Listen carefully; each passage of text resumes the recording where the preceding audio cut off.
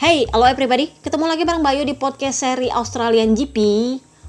Ini lumayan mepet gue podcastnya karena hari Minggu nanti kita sudah balapan lagi untuk Sepang. Jadi ya mepet lagi lah. Nggak apa-apa, ini akhir musim. Jadi habis itu liburan kita, ya nanti kita lihat lah podcastnya seminggu sekali apa 2 minggu sekali kita lihat aja. Suka-suka gue lah ya kalau udah liburan. So, kita bahas ini soal Phillip Island. Yang menjadi concern sebenarnya di Phillip Island ini adalah soal cuaca. Kenapa? Karena cuacanya Victoria ini mirip dengan Indonesia yang hujan deras luar biasa, banjir di mana-mana. Bahkan sehari sebelum digelar hari Jumat, itu masih banjir, teman-teman. Jadi teman gue yang di bagian selatan Australia itu sampai bilang, saya sih nggak yakin bakal kering karena di sini hujan terus, tapi ya mudah-mudahan nggak apa-apa lah, nggak ada masalah. Kalaupun misalnya hujan nggak yang sedahsyat seperti Buriram sih. Jadi ya menurut gue surprise juga bahwa Phillip Island ternyata ketika race luar biasa cerah. Jadi Phillip Island ini menjadi home race yang istimewa untuk Jack Miller. Kenapa? Karena untuk pertama kalinya Phillip Island menggelar setelah libur selama 3 tahun. Itu yang pertama. Yang kedua, dia membalap di Phillip Island dengan status baru sebagai suami orang. Dia resmi menikah di akhir pekan sebelum Australian GP. Upacara yang sederhana, namanya bule ya. Bule itu yang nggak terlalu heboh-heboh banget kayak orang Indonesia gitu. Biasa aja, mereka bikin kayak satu tendanya cuma sebiji pula. Nggak yang heboh-heboh banget. Dengan Johan Zarco, rider sengak itu mempersembahkan sebuah lagu khusus untuk kedua mantan ini. Dan saking respectnya Jack Miller tuh sampai berdiri tepuk tangan karena dia seneng banget si Zarco mempersembahkan lagu untuk acara pernikahan dia. Jadi saking menikmatinya Jack Miller tuh sampai dia bilang gini, saya itu butuh sampai hari Selasa untuk sadar sepenuhnya. Dan keistimewaan lain bagi Jack Miller di home race dia ini adalah Phillip Island itu resmi memberikan dia nama untuk tikungan 4. Jadi tikungan 4 yang hairpin itu dikasih nama tikungan Miller. Ini lumayan istimewa untuk dia. Kenapa? Karena dia nggak tahu yang pertama. Karena kan biasanya Dorna tuh kan pengumuman kalau mau kasih nama tikungan, bener? Nah kali ini nggak ada. Jadi emang surprise gitu untuk dia. Jadi kalau dibilang kayak istilahnya hadiah mantenan dari Phillip Island untuk rider tuan rumah mereka. Jadi dikasihlah itu nama tikungan 4 untuk Jack Miller. Yang bikin istimewa lagi adalah selain karena itu surprise, biasanya nama tikungan itu diberikan kepada rider yang sudah pensiun. Nah, Jack Miller kan masih membalap, jadi dia surprise banget lah buat dia. Dan itu diberikan di hari Jumat, jadi emang dia nggak ada bayangan bahwa ini bakal dikasih nama untuk dia nih tikungan. Ingat Bebe Vale sampai sekarang belum ada nama tikungannya karena dia juga nggak mau, itu juga dia udah pensiun. Jadi memang ini menjadi sangat istimewa untuk Jack Miller. Sayangnya di tikungan yang sama dia mengakhiri balapannya di Australian GP. Padahal kemarin itu sebenarnya Jack Miller juga sudah dikasih ori loh. Kenapa? Karena itu memang selain dia rider tuan rumah juga hadiah mantenan. Jadi emang sebenarnya semuanya perfect sih buat Jack Miller.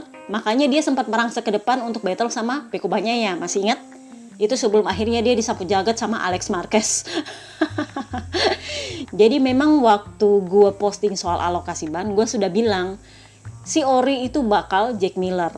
Masalahnya adalah apakah si ori ini cocok untuk GP22? Kenapa? Karena memang di Phillip Island ini yang turun adalah karkas khusus. Saking abrasifnya trek ini. Jadi itu si Bakso Taramaso itu sampai bilang, ban ini punya gelar ban khusus Phillip Island.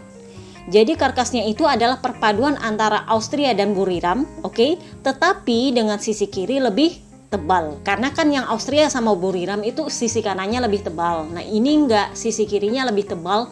Plus bagian depannya itu juga asimetris. Jadi asimetris depan belakang.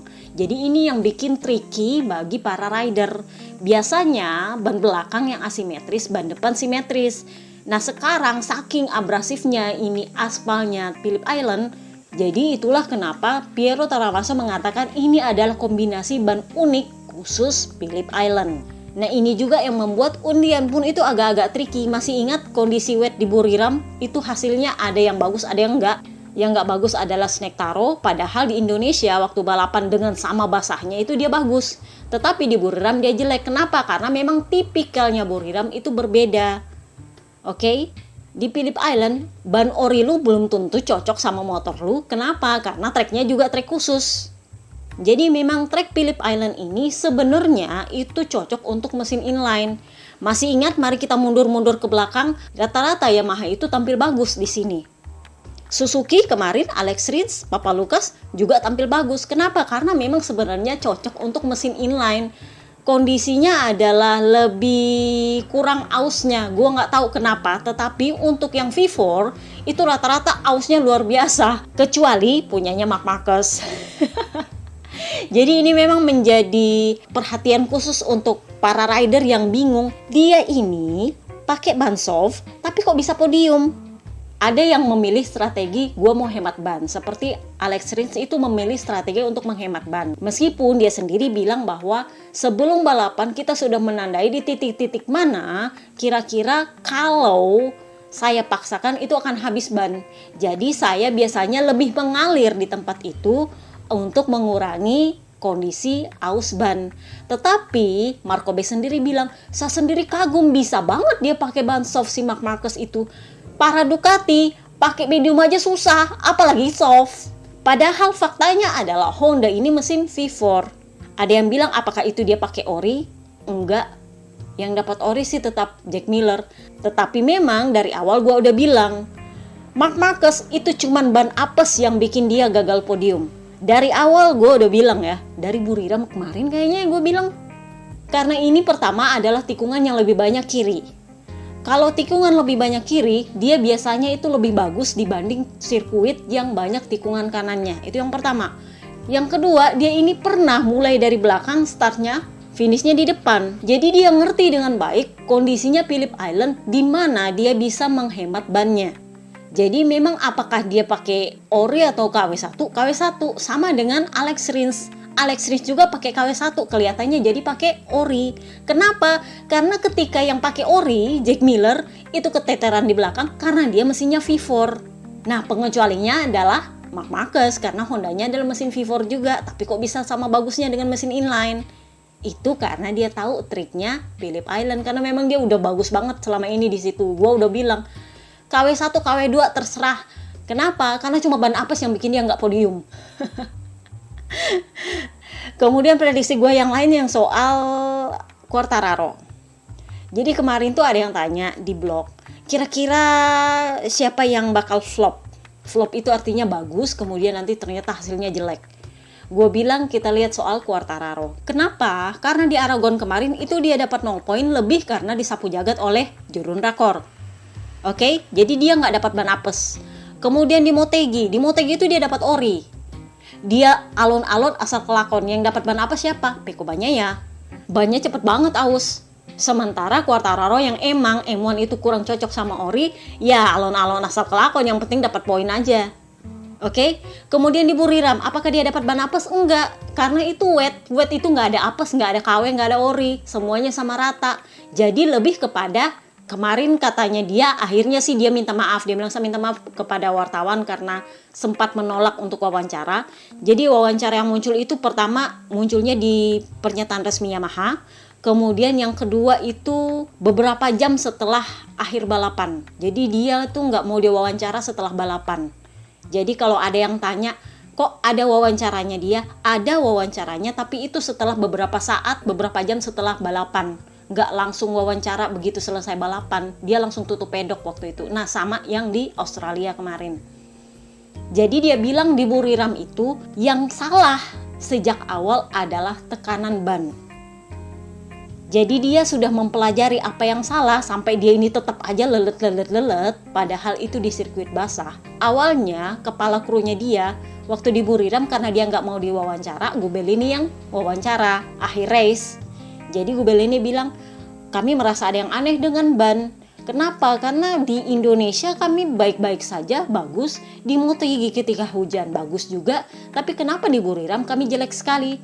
Nah, di Phillip Island kemarin, si Quartararo buka kartu. Dia bilang yang salah itu sejak awal adalah apa? Tekanan ban. Jadi memang lumayan trikinya Fabio Quartararo ini adalah di tekanan ban. Kalau kita mundur-mundur ke awal musim, kebanyakan memang masalah dia di track itu, kalaupun ada, itu adalah perkara tekanan ban. Biasanya dia mengeluh tekanan bannya terlalu tinggi. Nah, ini yang menjadi masalah di Buriram. Akhirnya dia open-openan juga kemarin di Phillip Island. Jadi, secara langsung dia menuduh Gubelini.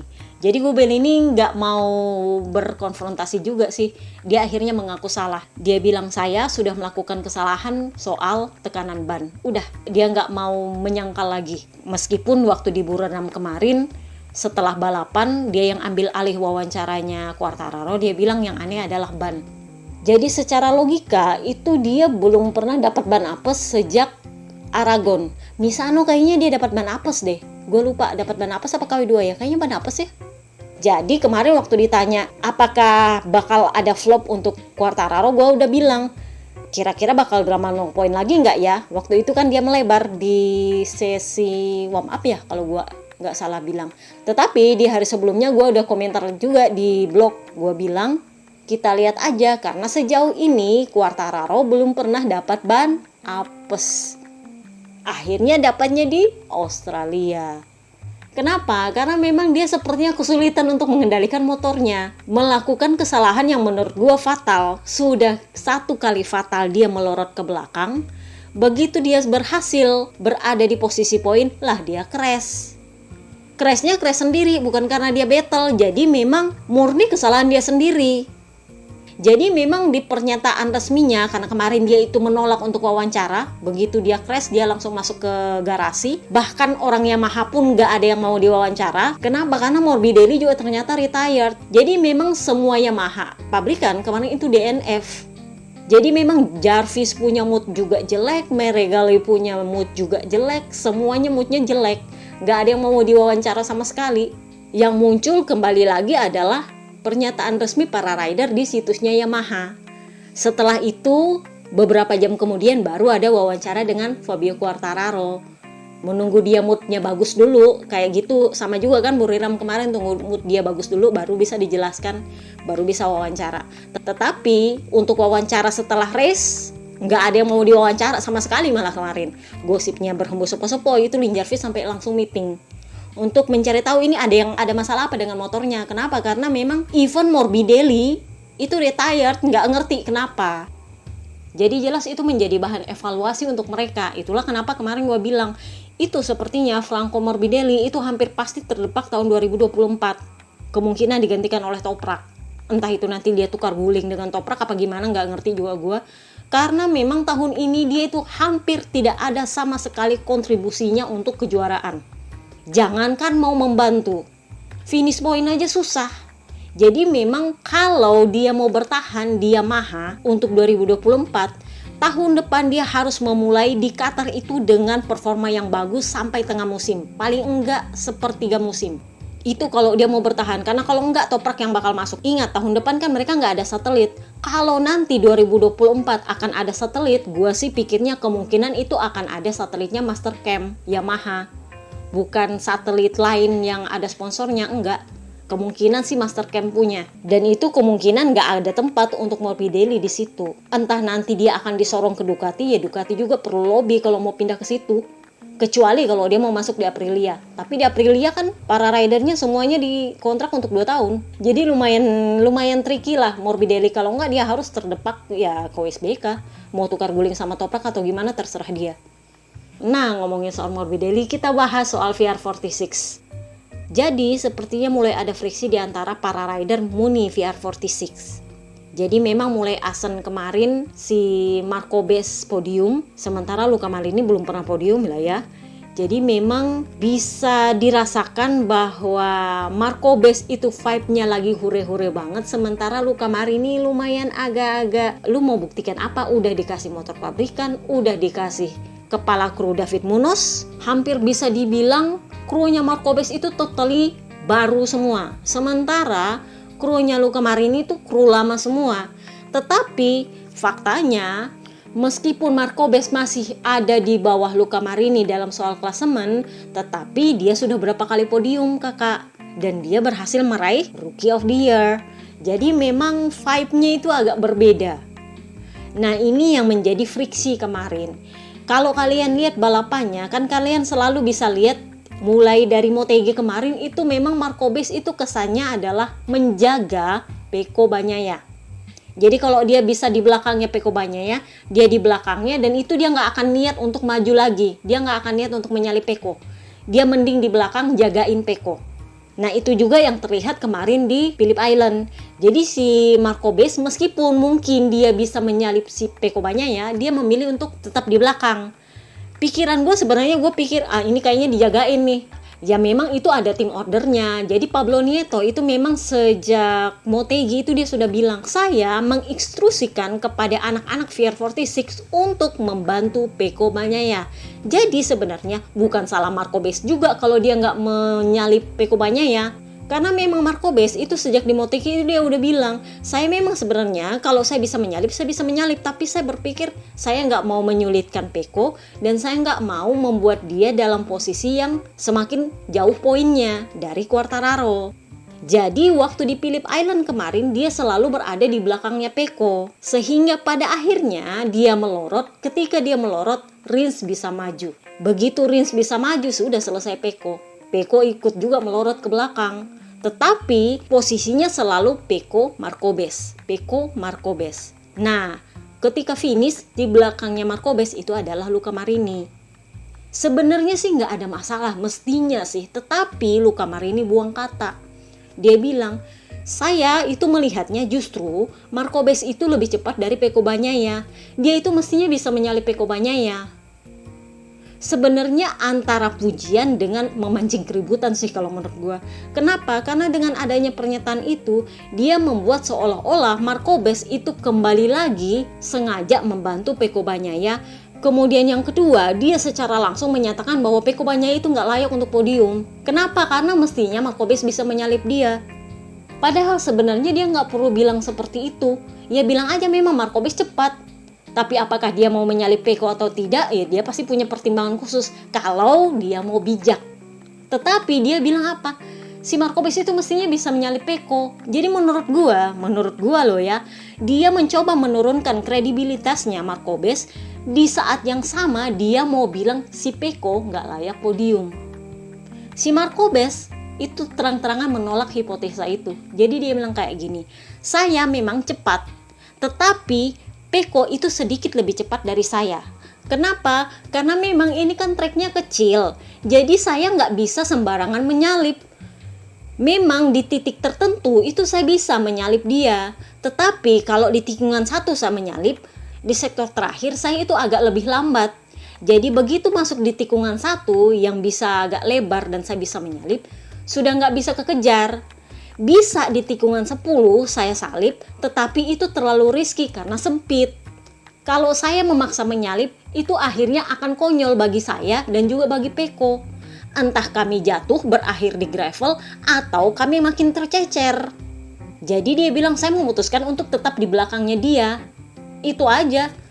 Karena memang saya berusaha juga untuk menghemat ban, tetapi ya pada akhirnya juga dua-duanya ban saya habis. Jadi udah mau ngapain? Jadi bukan berarti saya nggak mau menyalip Pecco, mau menyalip tapi saya nggak mau mengambil resiko. Jadi dia sendiri nggak mau mengecilkan kelayakan Pecco untuk mendapatkan podium. Ini yang kabarnya menurut gosip berhembus sepoi-sepoi, Tardosi itu suka banget sama ini anak. Kenapa? Karena dia tahu cara melindungi Pecco tanpa merusak balapannya Pecco. Alasan ini sama dengan Sarko kemarin di Buriram. Saya mau menyalip tapi saya nggak mau meresikokan balapan kami berdua. Karena antara dua, kalau bukan kita sama-sama jatuh ya tercecer lagi. Apapun hasilnya itu akan menjadi risiko yang teramat buruk untuk ditanggung oleh pabrikan. Nah ini juga yang dikatakan oleh Marco Bes. Saya bisa menyalip di titik tertentu, tetapi itu akan konyol untuk kami berdua. Kalau nggak kita berakhir di gravel ya kita melorot ke belakang, ya mending gitu aja, bareng-bareng aja. Nah katanya sih Bebe Vale itu sudah mempersiapkan pesta untuk si Marco Bes kalau dia balik lagi ke Italia nanti. Sekalian harapannya mudah-mudahan si Pecco Bagnaia jurdun. Jadi memang sekalian nih dibikin pesta besar-besaran. Nah Marco Bes di Australian GP kemarin itu udah bilang, saya pengen punya motor pabrikan untuk tahun depan. Karena kan dia pakai motor bekas nih sekarang. Yang pakai motor pabrikan siapa? Luca Marini. Nah tetapi Ducati itu udah bilang, kita mau kasih 4 motor untuk pabrikan, 4 motor untuk yang bekas. kan 8 rider nih. Jadi 4 ini Pramac sama Ducati pabrikan, oke? Sementara Muni VR46 dan Gresini itu bakal dapat motor bekas. Nah, ini yang diminta oleh Marco-Bes. Saya pengen dapat motor pabrikan tahun depan. Jadi dia bilang kalau boleh saya minta, saya pengen motor pabrikan. Dia ini kayak Morbidelli waktu 2020 kemarin. Yang dia bilang kalau boleh saya minta motor pabrikan. Nah, kayak gini juga Marco-Bes bilang, kalau boleh saya minta motor pabrikan. Nah, gosipnya sih sebenarnya mau dikasih, karena memang Tardosi itu ibarat kata udah sayang sama ini anak. Kalau bisa ditukar itu Marco-Bes sama Enea Bastianini, mungkin dia mau tukar kali ya. Kenapa? Karena Ducati itu udah bosan dengan kondisi teammate yang gontok-gontokan. Mereka mau teammate yang bersaing tanpa saling menghancurkan, ngerti? Bersaing tanpa saling menghancurkan, sama seperti Jack Miller dengan Pecco Bagnaia. Mereka itu sejak awal musim bersaing, tetapi begitu semuanya ditentukan, siapa yang lebih bagus, siapa yang tidak, pada akhirnya kan Jack Miller mendukung Pecco Bagnaia.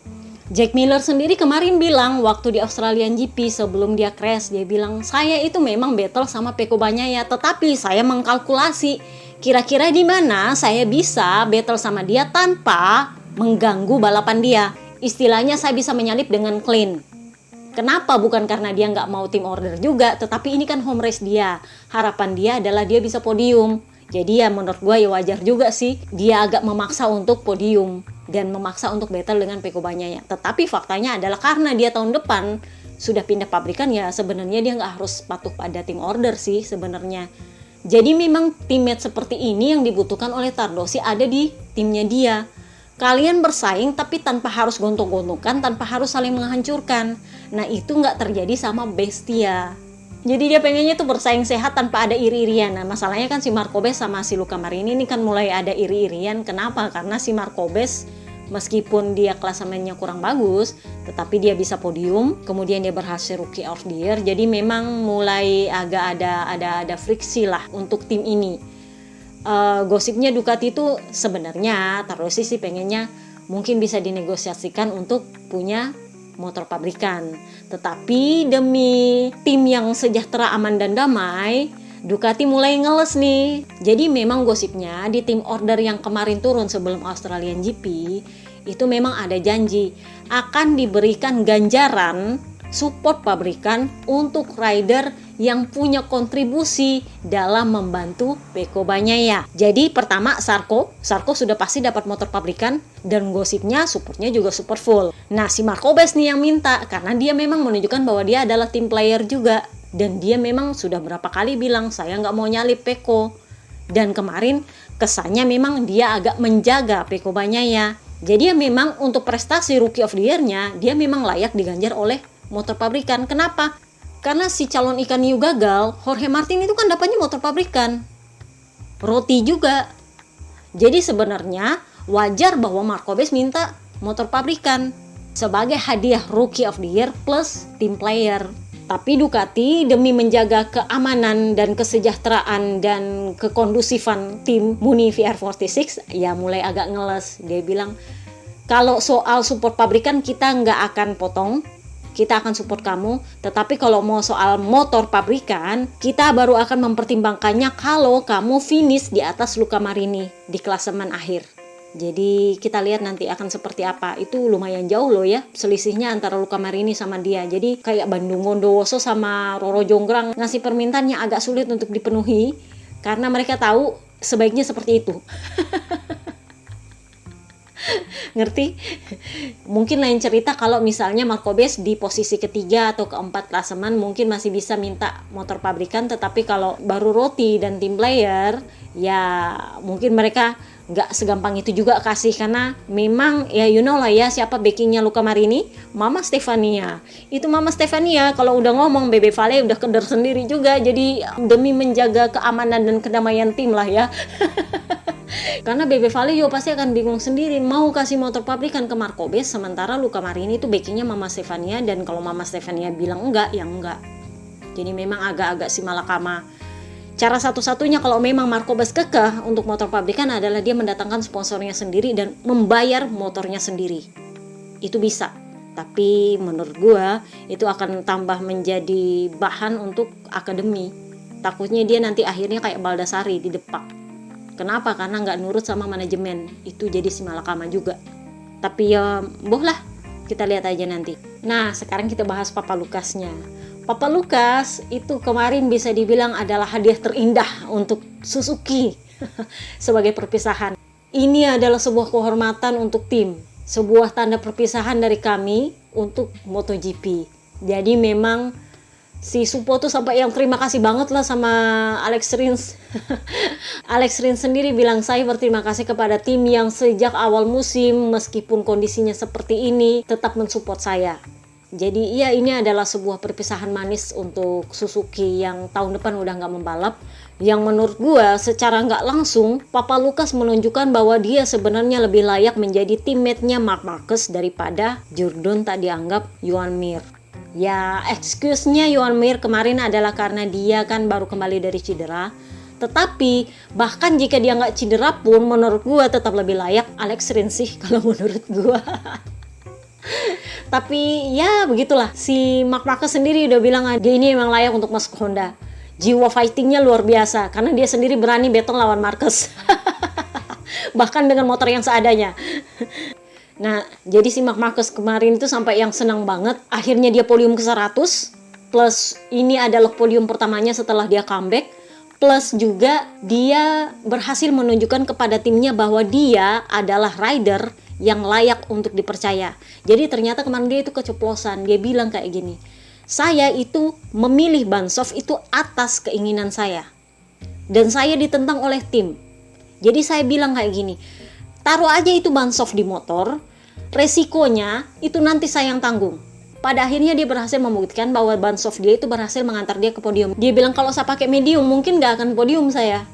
Tetapi saya memilih ban soft dan itu adalah pilihan paling tepat. Dan ini membuktikan kepada Honda, saya adalah rider yang masih bisa untuk Jordan. Jadi sepertinya ada krisis kepercayaan di Honda untuk pilihan-pilihan yang dibuat oleh Marquez. Dan itu kemarin kelihatan banget. Ketika dia memilih untuk memakai ban soft, itu tim menentang dia. Dan itu sepertinya agak nggak bikin dia senang. Jadi dia keceplosan ngomongnya. Dan itu juga diakui oleh Puig. Puig kemarin bilang bahwa tim perlu untuk melakukan apa yang dibutuhkan oleh Marquez yang dia tahu itu benar. Jadi sepertinya mulai ada sedikit friksi lah di Honda. Tapi ya kita lihat nanti di Sepang seperti apa. Gosipnya sih target baru dia adalah podium ke-101 kalau bisa menang. Karena kan ini podium 100. Si Santi Hernandez bilang saya tidak sabar untuk podium 101 Dalmatian. Dan kalau bisa podium itu dalam bentuk menang. Jadi kita lihat nanti di Sepang akan seperti apa. Nah, ngomongin soal Marc Marquez, kita ngomongin Alex Marquez. Jadi kemarin itu sepertinya Alex Marquez itu mau menyalip Luca Marini. Tetapi agak kurang bagus pengeremannya dan dia crash. Nah, crashnya itu yang menyeret Jack Miller. Jadi Jack Miller bilang, saya sebenarnya nggak tahu apa-apa. Tiba-tiba ada ban mendarat di punggung saya. Jadinya saya bingung itu apa. Saya lihat ke depan cuma bisa lihat punggungnya Marco Marquez. Setelah itu saya berkunang-kunang. Jadi ya, lu bayangin aja itu ban motor kena di belakang lu. Dia itu yang sampai sempat linglung. Jadi saking linglungnya itu sampai Alex Marquez datang nanya, apakah kamu baik-baik saja? Karena memang yang kena di punggung dia itu ban motor. Untungnya adalah karena dia baru mantenan, jadi dia nggak terlalu marah-marah. Yang marah-marah adalah publik Australia. Karena ini kan radar kesayangan mereka. Mereka pengennya lihat paling enggak ya finish saja lah kalau memang nggak bisa podium. Tetapi ya hasilnya kan seperti itu. Itulah kenapa kemarin si Alex Marquez dapat long lap penalti yang akan dikenakan di Sepang nanti. Jadi si Miller bilang, ya secara keseluruhan sih saya baik-baik saja, cuma memar, kalem banget ya. Si Alex Marquez tuh sampai datang untuk minta maaf ke pedoknya si Jack Miller. Kenapa? Karena kan memang tahun depan si Alex Marquez bakal ridernya Ducati di Gres ini. Jadi ya memang lu harus baik-baikan dong sama Ducati, yang bener aja lu. Jadi akhirnya diminta maaf sama Jack Miller. Jack Miller sebenarnya agak kesel tapi nggak ngamuk-ngamuk. Si Tardosi juga gak terlalu marah-marah. Kalau menurut gue sih gara-gara si Miller sebelumnya kan bikin susah Pecco ya. Jadi kalau menurut gue mungkin dalam hati dia agak-agak senang juga si Miller akhirnya bisa disingkirkan.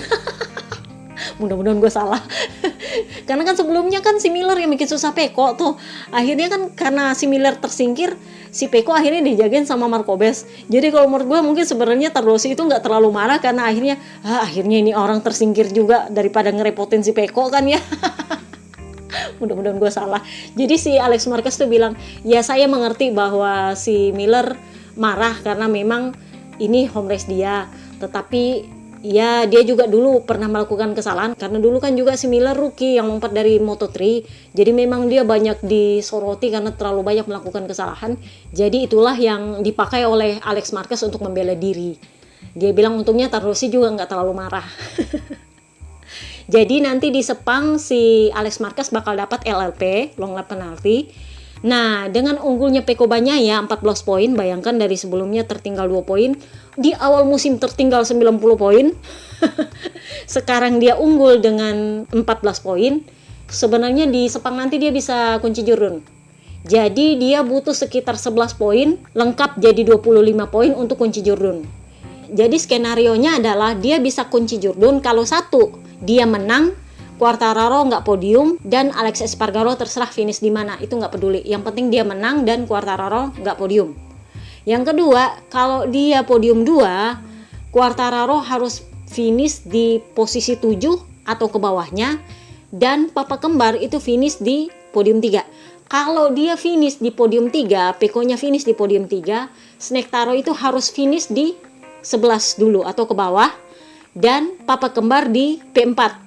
Nah, kalau si Pecco finishnya keempat, Snectaro itu harus finish di posisi 14 dan Papa Kembar finish di posisi 5. Nah, kalau Pecco finishnya kelima, itu Snectaro harus finish di luar poin dan Papa Kembar itu paling enggak finishnya di P4. Jadi memang agak-agak tricky karena memang dia butuh 11 poin untuk bisa kunci jurnun. Selisihnya harus 25 untuk di Sepang. Nah, kalau misalnya nanti ternyata poinnya mereka sama di akhir musim, itu kemungkinan bakal si Pecco Bagnaia karena dia yang paling banyak menang. Jadi dihitungnya siapa yang lebih banyak menang. Jadi kurang lebihnya seperti itu, oke? Jurun berlagu, Snectaro sendiri lumayan keluar-keluar sih kalau menurut gue di pernyataan resminya di Yamaha kemarin. Dia bilang di 2 balapan terakhir nanti kami akan tampil dengan sangat baik untuk bisa membalikan keadaan. Jadi pergantian pemimpin klasemen ini adalah hal biasa, tetapi kami akan tampil dengan sangat baik lalu melihat nanti akan seperti apa jadinya. Ya meskipun menurut gua Sepang itu adalah sirkuitnya Ducati, Valencia juga sirkuitnya Ducati, jadi ya kalau logika gue sih agak-agak sulit untuk M1 bersaing mengalahkan Ducati. Tetapi tergantung undian lagi. Mana tahu si Pecco dapat apes kan, kalau dia dapat apes terus dia finish lumayan jauh di belakang atau malah DNF, amit-amit, ya kembali membalikan keadaan si Quartararo, bener? Jadi ya kita nggak tahu lah, tergantung ban. Pokoknya kalau menurut gue sih ini bakal dipelihara sampai Valencia. Gosipnya sendiri sih si Pecco pengennya dia kunci jurunnya di Valencia karena kan Bebe Vale bakal nongol di Valencia nanti karena akan ada penganugerahan apa gitu, gue lupa. Pokoknya akan ada sesi tertentu untuk Bebe Vale, penganugerahan, gue lupa apa sih gitu. Akan ada acara khusus untuk Bebe Vale, jadi Bebe Vale pasti datang dengan anaknya. Itulah kenapa si Pecco pengennya kunci jurunnya di Valencia, jadi sekalian hure-hurenya lebih manis gitu. Tapi kalau memang mau kunci jurun di Sepang ya kenapa enggak juga, karena kan memang terakhir dia jurun Moto2 itu di Sepang juga. Jadi ya kita lihat aja nanti. Ducati sih kalau bisa lebih cepat lebih bagus biar hilang bebannya. Ya wajar juga sih. Ini impiannya mereka setelah bertahun-tahun dari 2007 ya kalau nggak salah. Jadi memang kalau bisa lebih cepat jurunnya lebih baik. Tapi si Pecco bilang ya kalau bisa alon-alon asal kelakon ya nggak apa-apa. Tapi jangan juga yang terlalu dramatis sih apesnya gitu. Kan kalau dapat apes lagi ribet juga. Jadi si Pecco itu pengennya kalau bisa jurunnya sekalian di Valencia, sekalian sama ada Bebe Vale di sana. Tapi kalau memang kunci jurunnya di Sepang ya nggak apa-apa juga. Intinya dia nggak mau pilih-pilih juga. Jadi kalau misalnya dia bisa kunci jurun di Sepang dengan memulihkan 11 poin itu dari Quartararo ya oke. Tapi kalau menurut gue sih itu bakal dipelihara sampai Valencia. Kenapa? Karena mungkin Quartararo akan habis-habisan di Sepang kalau dia nggak dapat ban apes dan si Pecco nggak dapat ban apes. Jadi selisih poinnya itu nggak sampai 25 kalau menurut gue. Jadi memang harus diakhiri di Valencia, itu sih kalau menurut gue. Tapi ya mana kita tahu. Mari kita tanyakan kepada Arisan, oke? Gitu aja. See you next time guys. Bye-bye.